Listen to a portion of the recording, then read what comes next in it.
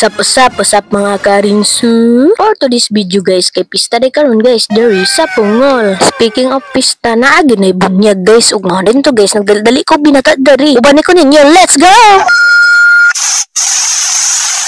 Ug mao na ni karon, mao na ni mga gipangbunyagan. Medyo ubay-ubay gyud guys, kay 16 man ni kabuo. Ok, kita guys, magseryoso na ta diring dapita. Bahalag wa ta na giseryoso. Haha, nga oy. Madungagan na sa datong binata diring dapita. Nya ako moral lagi pag bata. Nga 20 city naman ta akong edad. Mao lagi ang edad ra taas, pero akong height wa gid taas. So guys, murag maipit ta diring dapita. Mao din akong binata guys, ug congrats sa iyang papa ug mama nga akong mari ug pari. Ug mao na ni guys, dali ra kay transition. Welcome to Christian World, Kylie Elise.